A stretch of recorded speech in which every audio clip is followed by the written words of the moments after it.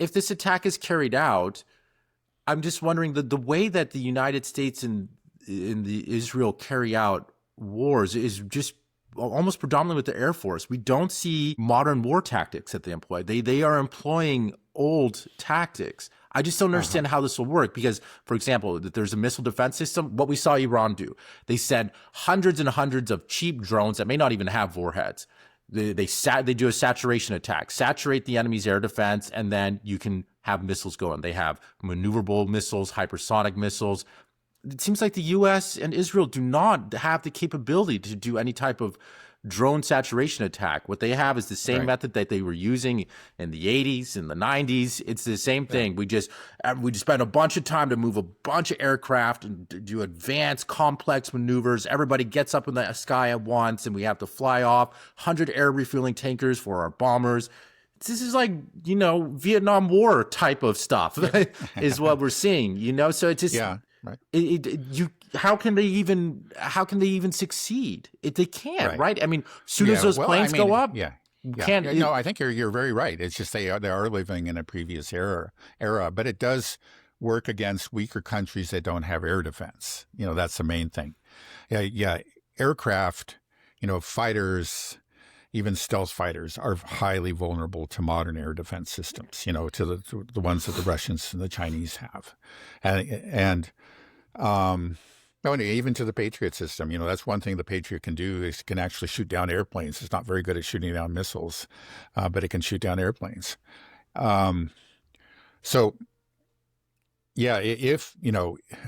So the big question is how much air defense does Iran have? If they do have considerable, they obviously don't have a complete network. That's just not possible. That's going to take, I think, at least another year. But they probably do have some, and the fact is that just having some means that there is a potential that some of these American aircraft, if they are sent in on a raid, will be shot down. And, again, that's not what Trump wants to happen. But they can get away with it dealing with weaker opponents, weaker rivals, even though it is, let's say, like you say, the warfare of the past century. But Iran is kind of on the cusp. It has the offensive capability that is very much up to date, right? They are living in the 21st century there, and they just need to work on their defensive capabilities. I think that's the main thing. Yeah, well, I mean, with Operation Rising Lion, Israel took out a lot of Iran's air defense in the beginning and was able to do some serious damage to Iran. Right. I mean, we're not going to have that opportunity. Apparently, they were able to shut down some of those air defense facilities with some kind of cyber attack. For at least a couple of days. And again, it's unlikely they're going to be able to pull that off again. So there may be. I think there's no question. And again, if the reports that we're getting are true, and these have been, it's not just rumors and Western news sources, but from Iranian officials directly that, the Russians are helping them with air defense. So, the fact is, there's not going to be an Operation Rising Lion. They probably do have more air defense. We just don't know how much. This is so crazy that we might do this. So, I mean, if this happens and then all of a sudden our U.S. servicemen and women start getting killed in these bases around the Middle East, planes get shot down, what happens here in America? Won't everybody be furious? Like, why did we do this? What was this for? Yeah. Will we have that reaction, or will we just immediately go to... Well, there's a danger of it. Yeah, again, because like in the past wars, there's a big buildup. There was a huge buildup to the Iraq War back in 2003. I remember that. There was this real, and of course there was just this hysteria after the two towers collapsed, where after 9/11. And so there was everybody was ready for war then, right? And they were even ready to suffer losses. Everybody believed in the cost, or nearly it was like 90% or something. But now we just don't have that. I think maybe you find opinion polls where it's like, I think it's in negative territory for Iran for a military attack, but not by all that much, unfortunately. But that's not very good. Generally the U.S. wants to, you go into a war with a substantial majority in favor of that war. So there is a risk that if it goes sour and people weren't supporting it to begin with, that you'll get that the American public will turn on the administration and say, "What the hell are you doing? Why did you do that? That's not why we voted for you." Even from his base, though, I think there's a chance of that now. But it's hard to say. This is when you get into wartime, people are rational, emotions run, and maybe the reaction is, now we got to stand by our troops. Now we got to really pulverize the Iranians. There is a danger that could happen.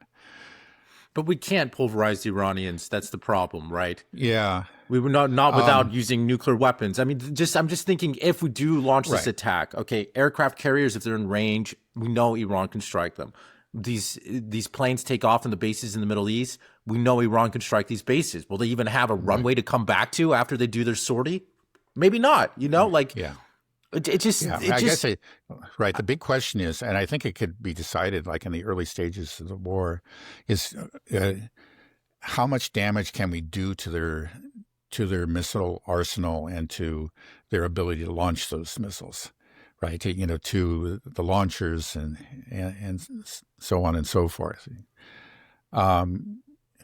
If we launch a surprise attack, they get in, they actually manage to destroy. I don't know if this is possible, but they can actually seriously degrade their missile launching capacity, the Iranians' capability to launch missiles.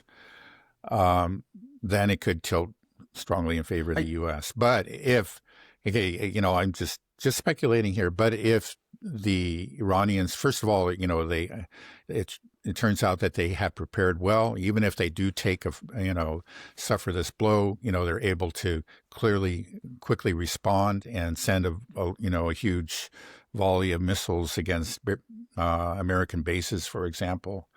And then they go from there. Yeah, we could see a very different kind of outcome. yeah. I mean, But just I think those first few days could be critical. I mean, just Iran is about the size of Ukraine, right? Right. So just if we want to think about, is it possible for the U.S. to go and just take out all of Iran's systems? Just look at Ukraine. Well, Look at what Russia's been doing, for the past 3 years. They'll send 1,000 drones in a night, and hypersonic missiles to go along with it. Fab bombs. They have complete air superiority. And they keep pounding the Ukrainians day after day. And you see that the Ukrainians are still there. Obviously they're getting a lot of assistance from the United States, but Iran is getting a lot of assistance from Russia and China. The idea that we can do this quickly, I think, is just, it's not possible that you could just take everything out and just one big hoorah. Maybe they can convince Trump that, but I think we all know that's not possible, right? Yeah. I guess again, I would just say that, yeah, it's true. First of all, it's not possible, through this kind of attack to actually, let's say, bring about regime change. If that's the objective, they're going to fail. I think it's actually been well understood, not just recently, but in past decades, that's almost impossible to pull off. You can't win that kind of war through the air, but you can do a tremendous amount of damage. And one thing, one difference is like if we never go in on the ground, then their ground forces can't ever meet us. And if it's just a war within the air, well, that makes it a little different from, again, the Russia-Ukraine war, because there is a ground war that's constantly being prosecuted. Now, Russia has become absolutely dominant in the air, right, over time. And Ukraine started this war with an air force, but it's basically gone. And so conceivably, like the U.S. could just get rid of whatever air force that the Iranians have. I think it's much more difficult to get rid of their missile systems. I mean, you find even now the Ukrainians are able to lob the occasional missile, 4 years into this war. So yeah, it's going to. But just think about it. It's not entirely analogous, but I think you make a good point. It's going to be hard to actually win a war in any meaningful sense of the word just through the air, right? And also just like the for the United States, it's just a target-rich environment for Iran. The U.S. doesn't have whole countries to hide their stuff around. They have bases that are out that are just like, this is what you're supposed to attack. This is the military base that's a viable military target, and that's where all of the United States equipment and troops are. You know, it's they're just tiny little pockets. They just, okay, we'll rain down missiles on this one and rain down missiles on this one. It's not like, you know, they can run around and just move things around in Iraq. They don't know the territory. They don't know the land. It's not their country. It's not the region. So it's just, it's just insane. No, that's a good point. And again, the Iranians have demonstrated that they can attack those bases with great precision. They did it after Soleimani. They did it after the 12-day war, or at the end of the 12-day war, rather. In both cases, they hit their targets. They showed that they can do it. And that even with forewarning, you know, there was nothing the Americans could do about it. Right. Our air defense systems, missile defense systems couldn't even take them down. So it's like, even with the warning, telling you where we're going to attack, when we're going to attack, the U.S. bases couldn't do anything. So this is absolute insanity to me. I just can't believe that this might happen. And we keep on, and this is why I keep on asking this question, like, is this war going to happen? Because when we talk about it, it just seems like it can't happen because we can't do it. We can't succeed. Any way that I try to look at this rationally, and I'm trying to be as gracious and generous as I can to the United States, it's like, this isn't going to work. And I just feel like everybody in the United States, in the Pentagon, they have to understand that. They have to know that. And so, but at the same time, we're moving all our assets there. We have made it clear, and you have Trump that, I don't know, is being blackmailed by Israel or whatever, and is full-on megalomania and thinks he can just trust his gut to do whatever. Right. So it's just, it's an insane situation. And then we also situation. have, okay, let's not forget that Netanyahu he's not reliable either. You know, it may be at the present time he's saying, hey, we don't want to do this because, hey, we could get hit real bad, and so we're going to try to keep out of this, right?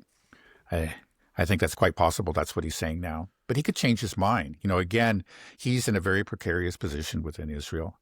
And if it looks like his coalition is going to fall apart, or if it looks like he's going to be forced into phase two, you know, that he's getting tremendous pressure from the Americans and the regional powers to actually let phase two go ahead, and he clearly doesn't want that to happen. Again, that would probably cause his coalition to fall. He may think that, okay, let's just go for it. Let's attack Iran because that's the only way I'm going to get out of the situation. So that's, you know, again, they have all the assets in the region, the Americans do. And then if Netanyahu calls up Trump and says, I changed my mind about that, go ahead and attack the Iranians. And then, of course, all his supporters are going to be telling Trump the same thing. We could be in a completely different place.